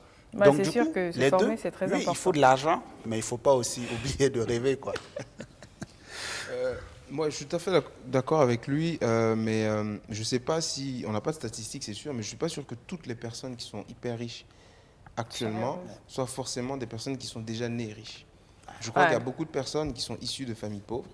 Alors, je ne connais pas personnellement la vie de Floby, mais je pense que c'est sa passion à l'heure actuelle qu'il fait vivre et qu'il a décidé de supporter jusqu'à pouvoir réussir. C'est sûr qu'il y a eu un cheminement, il y a eu des moments de doute, des difficultés. Exactement, ça existe. C'est-à-dire, en fait, c'est le choix que tu décides. Le choix que tu décides de prendre au départ. C'est-à-dire, est-ce que effectivement je décide de rester dans une logique d'abord mercantile? Donc, évidemment, je vais chercher l'argent et ainsi de suite. Donc, ça, tout le monde va le faire. Comme on l'a dit, c'est le besoin primaire. Maintenant, à un moment donné, je me dis, j'ai quand même cette vibe en moi, cette flamme qui existe et j'ai quand même envie peut-être de la vivre. Donc, tu prends la décision à un instant T, en fait, de la vivre. Donc, maintenant, est-ce que c'est au début de ta carrière? Est-ce que c'est après? Mais il est évident, ce qu'il a dit reste Mais moi, j'ai envie évident. de savoir, est-ce que souvent aussi, on ne fait pas ce choix par rapport à l'argent qui fait que derrière, vivre sa passion, ça devient difficile? Parce que si tu as un boulot qui te procure, moi, je ne sais pas, 1 million de francs CFA comme salaire à la fin du mois, tu as une famille qui vit suffisamment bien, tu as peut-être des économies sur une dizaine d'années, et que tu décides, moi, mon kiff, c'est peut-être planter des fleurs qui ne rapportent rien. C'est vrai que tu peux te tracer une carrière derrière de botaniste, de paysagiste, donc ce qui va peut-être imposer une formation. Et il n'y a plus d'entrée d'argent et on voit le train de vie de la famille. Est-ce que souvent, faire le choix de l'argent au départ ne nous amène pas à nous bloquer dans ça? C'est exactement ce que je disais. Si on commence par l'argent, ce n'est pas sûr qu'on aille loin. L'environnement dans lequel on vit, malheureusement, nous conditionne. Il faut pas oublier dans tout ce qu'on est en train de dire qu'on vit dans un environnement où le premier besoin, c'est de manger. Il y a des gens qui ne mangent pas. Exactement. Je ramène à la pyramide de Maslow, comme Yaro l'a dit. Il y a des besoins qu'il faut impérativement satisfaire. Au pire, tu sacrifies, soit il faut sacrifier ta passion à un moment donné. Souvent, c'est presque un sacrifice, parce que tu n'as pas le choix. Donc, c'est un peu plus simple de le faire un peu plus tard. Exactement, dans l'exemple que tu as pris, c'est sûr que tout le monde aimerait être dans cette situation où vraiment je suis large, on va dire sur 5-10 ans, j'ai pas besoin de prendre... On le voit souvent dans les réserves des animaux, par exemple, généralement qui sont tenus par des étrangers, qui étaient banquiers, qui étaient je sais pas quoi, et finalement ils se disent... Tranquille, ils s'occupent des animaux. C'est comme un hobby en fait à la fin. Quoi. Exactement, à la fin. Donc, mais il y a des gens qui auront la chance de rentrer dedans dès le départ. Il y a des personnes qui vont devoir le chercher après. Donc, c'est sûr que, comme on le disait, dans les 3 étapes professionnelles, au départ, tu essaies d'engranger le maximum qui va te permettre de faciliter. Donc, je crois que par rapport à ce que mon collègue dit, l'idée, c'est quoi? L'idée, en fait, c'est de se dire, je commence avec quelque chose de pragmatique et de réaliste, mais je n'enlève pas, en fait, ce soupçon, en fait, de passion. En d'autres termes, lorsque je vais commencer à construire ma carrière professionnelle, j'essaye d'aller un peu vers ma passion. Donc, si je la biffe complètement, ça va être assez compliqué après de re-rentrer dedans. Et si je ne rentre pas dedans, je ne serai pas heureux. Personnellement, ça va être difficile.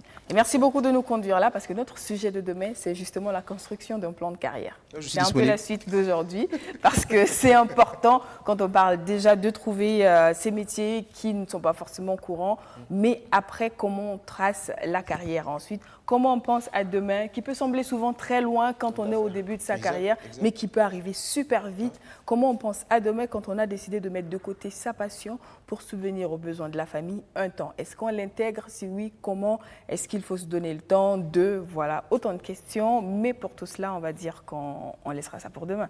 En attendant, aujourd'hui, on a encore d'autres surprises pour vous. Donc, on dit déjà un grand merci à nos 2 spécialistes. Merci à vous pour cette occasion. De passer sur notre plateau. Et avant de passer à la prochaine nouvelle rubrique, vous le savez, tout le mois de mai, en fait, on a décidé de faire un clin d'œil à nos héros du quotidien. C'est comme ça qu'on a choisi de les appeler. Ces personnes-là qui, de par leur choix de métier, contribuent à faire en sorte que nous vivions mieux et que nous fassions notre travail plus facilement. Donc aujourd'hui, on a décidé de dire un grand merci à tous ceux qui travaillent dans la sécurité des biens et des maisons. On revient juste après cet élément. Je m'appelle Sanogo Cheikh Oumar. Je suis un agent de sécurité privée.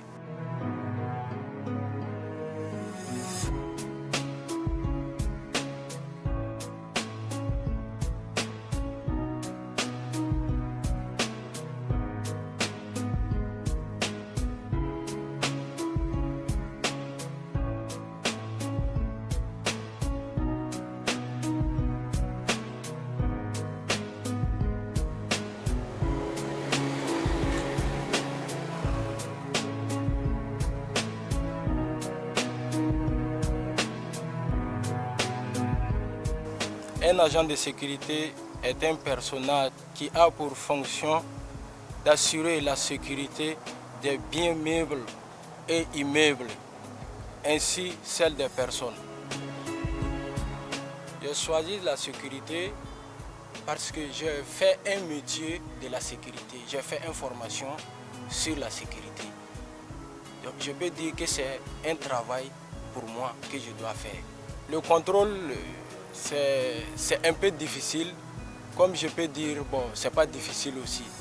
Parce que quand les visiteurs viennent, on prend le temps de les contrôler. Et il y a des visiteurs aussi qui n'aiment pas qu'on les contrôle. C'est ça qui est difficile chez nous. Quand tu es courtoise, souvent quand les visiteurs viennent, tu sais comment tu vas les faire pour que tu vas les contrôler avant qu'ils rentrent. Puisque c'est ton travail. Tu dois faire tout possible pour les contrôler avant qu'ils rentrent. Quand il y a un problème, c'est la sécurité qu'on va demander. Donc on fait tout possible pour prendre le temps de la contrôler avant de les laisser rentrer. Ce que j'aime dans mon travail, c'est la surveillance et l'observation et la courtoisie envers les gens. S'il n'y a pas de risque, il n'y a pas de danger, je sais que la sécurité est assurée.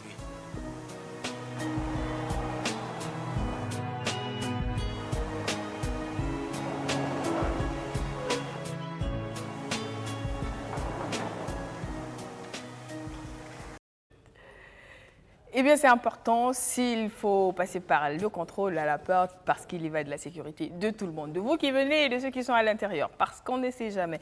Donc, un grand merci comme ça aujourd'hui à tous nos héros du quotidien qui font dans la sécurité, qui nous permettent de dormir tranquille sur nos deux oreilles en se disant demain on va se lever, tout sera encore en place et on va continuer à vivre comme si de rien n'était. C'est très important parce que quand à la visite de quelqu'un qui n'a rien déposé et qui choisit de venir prendre, tu te rends compte que c'est important d'avoir une personne qui veille pendant que tu dors. En tout cas, un grand merci à eux. Et on va dire également un grand merci à M. Yaro d'avoir pris de son temps. Et moi, je suis sûre, en fait, qu'après cette émission, il y en a qui vont se dire « Ah oui, ce sera intéressant pour nous de pouvoir approcher ce monsieur-là, peut-être pour nos enfants, pour. » Donc, est-ce qu'il y a une possibilité de vous joindre, je ne sais pas, sur les réseaux sociaux ou autre? Déjà, personnellement, si on vous appelle directement, vous avez déjà mes contacts. Bien sûr. On a le droit de donner à tout le monde? Même aux filles qui vont demander, qui vont dire « Ah, il y avait un joli garçon à la télé. » Nous, on va répondre. Je sais quelle réponse donner. Je sais quelle réponse donner. Ah, d'accord. Il ne faut pas frustrer les gens. Ok. Donc, on peut donner? Oui, parce qu'on va dire que non, après, BF1, ils sont comme ci, ils sont comme ça. D'accord, d'accord. Déresponsabilisez-vous, je m'en occupe. Super. Et voilà. Donc, de toute façon, mes numéros Il n'y a pas de sont souci. disponibles. Donc, s'ils entrent en contact avec la production du Loft, ils peuvent facilement entrer en contact. Merci beaucoup d'être passé. Merci à vous. Vraiment, moment fantastique, pardon. Et bonne suite de journée. De rien, je te on va procéder à un petit remplacement. Juste, on va permettre à M. Yaro de se retirer et à notre prochain intervenant de nous rejoindre parce qu'on l'a annoncé, on vous l'a dit, à partir d'aujourd'hui, une nouvelle rubrique dans le programme du Loft. Il s'agit d'un programme que l'on prépare avec la collaboration du Ouaga Job Challenge pour vous donner des astuces, pour vous accompagner, pour vous aider dans votre cheminement de recherche d'emploi. Donc, j'invite sur ce plateau à présent M. Sawadogo Yvan qui vient pour cette chronique. Merci de nous rejoindre. Voilà, donc avec lui, juste là, à côté de Philippe. J'ai de la chance, hein? Tu as de la chance? J'ai 3 personnes à côté de moi. Ouais, c'est vrai en plus, franchement. Non, il n'est pas nécessaire parce qu'il y a déjà un, donc c'est parfait. C'est quoi ton secret, Philippe? Je sais pas, c'est peut-être la coupe de cheveux. C'est la nouvelle coupe. Je vais aller changer pour moi aussi. Bienvenue sur notre plateau. Bonjour. Comment ça va? Oui, ça va et vous? Ça va également. En tout cas, c'est un plaisir de t'avoir sur ce plateau. Je pense que tu vas revenir plus régulièrement. On va t'avoir une fois par semaine sur 4 semaines. C'est bien cela? Oui. D'accord. Donc, c'est le tout premier numéro de notre nouvelle rubrique qu'on vous a annoncé la semaine dernière. Et c'est parti pour Astuce Job.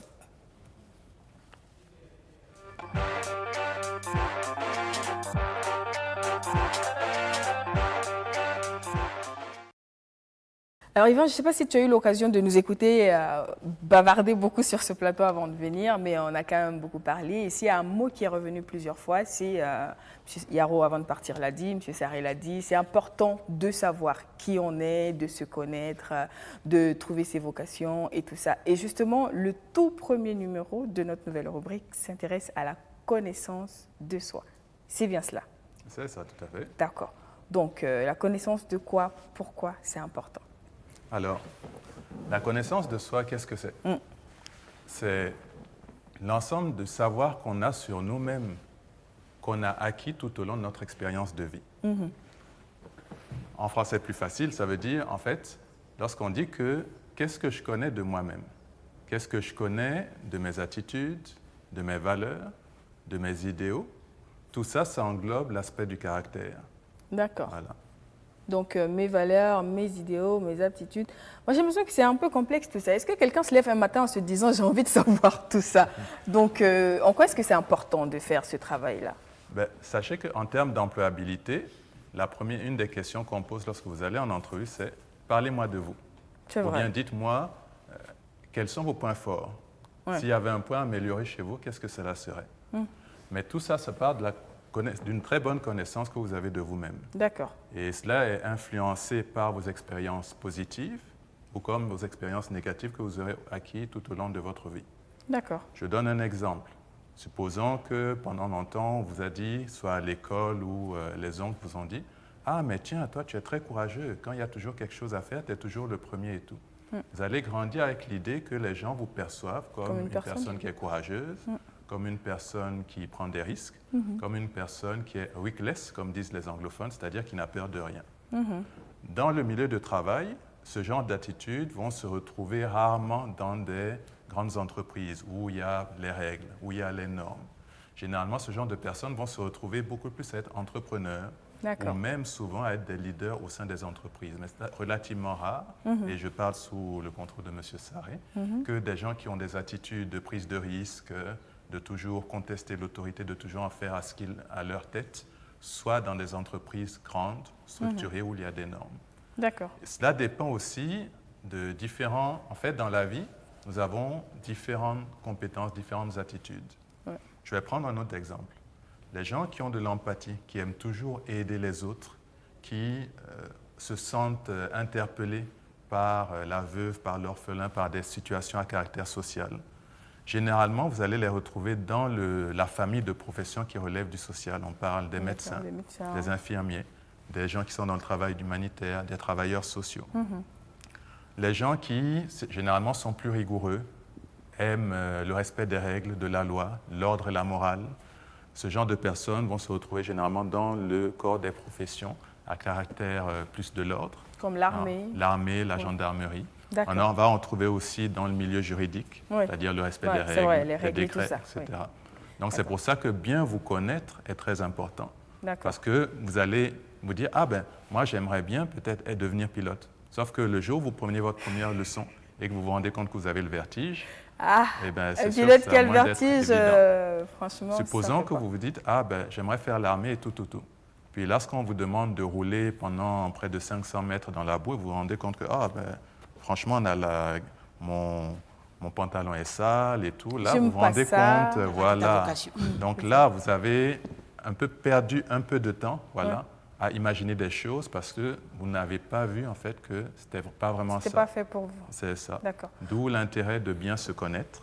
Voilà. Mais comment on fait ce travail? Parce que c'est vrai que c'est bien de se connaître. Et comme vous l'avez dit, souvent, en entretien, tu arrives et on vous dit, parlez-moi de vous. Et là, en fait, tu te rends compte que tu n'as rien à dire sur toi. C'est une colle. Mais justement, en fait, tu dis, une colle. mais c'est toi, je suis censé bien me connaître. Mais quand on te dit, parle-moi de toi, c'est un blanc. Donc, comment on fait pour faire ce travail de connaissance de soi, là, justement? Alors, dans un premier temps, et aujourd'hui, avec les réseaux sociaux, l'accessibilité à l'Internet, par le biais de nos téléphones mobiles, il y a les tests de personnalité. Bien sûr que je recommande de faire sous le contrôle d'un spécialiste. Parce qu'aujourd'hui, sur Internet, vous avez tout plein de tests populaires. Il y a même des tests qui sont censés être scientifiques, mais qui ont été mis à la disposition de tous, donc de l'ensemble du public qu'on appelle. Il y en a un qui est très célèbre, qui est le MBTI, qui sert à tester soit si vous êtes introverti, extraverti, si vous êtes plus intuitif ou sensation. Voilà. Donc, il y a d'abord les tests psychologiques ou psychométriques qui vont beaucoup vous aider à découvrir en fait qui vous êtes réellement.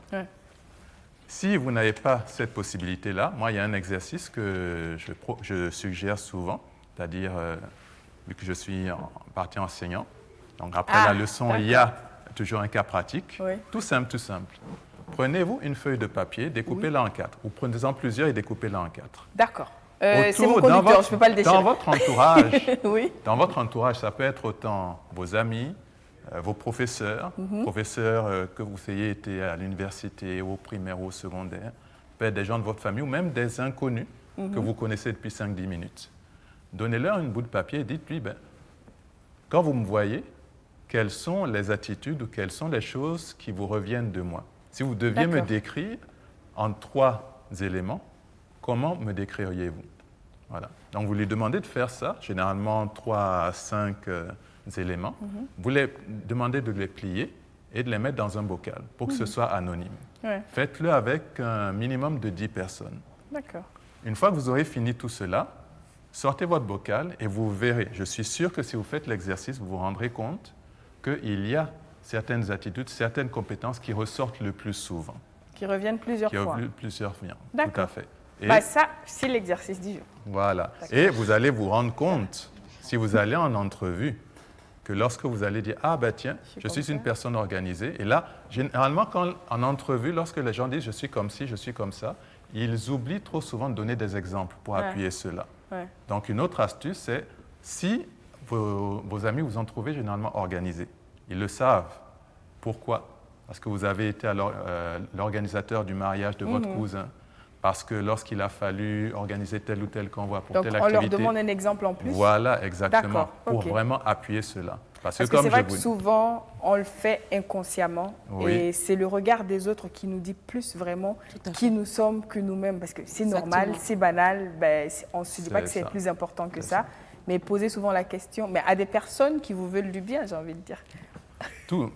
Ça peut, si vous posez la question à des gens, c'est que vous estimez que ces gens il y a suffisamment un lien de confiance, d'objectivité. D'accord, ok. Voilà. En tout cas, on arrive au terme de cette émission. Et j'ai envie de dire un grand merci à Yvan pour toutes ces informations. Nous, en tout cas, j'ai appris. Je pense que c'est un exercice que je vais faire. Philippe? Moi, je vais le faire ce soir même. Ouais, direct, j'en ai besoin actuellement. Je me remets en question. Avec Corona, là, donc j'aimerais bien faire ce genre de test pour savoir un peu dans quoi je peux m'orienter encore plus.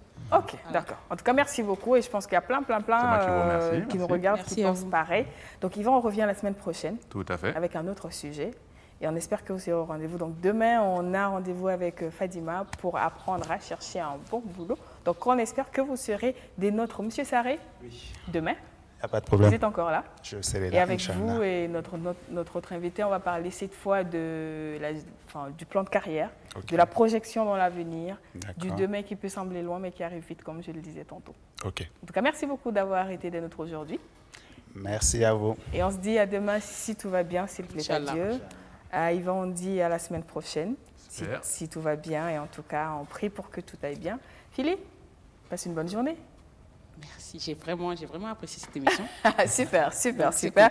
Et à vous également, chers téléspectateurs, on vous souhaite de passer une belle suite de journée. On espère que vous, comme nous, vous avez apprécié apprendre aujourd'hui. Et demain, on va continuer à apprendre et à se construire un plan de carrière. Parce que c'est très important pour la vie et il faut le faire le plus tôt possible, en mon sens. Je ne suis pas la spécialiste, mais je pense que c'est important d'intégrer ça. Demain, on va voir comment on le fait. En attendant, passez une très belle journée.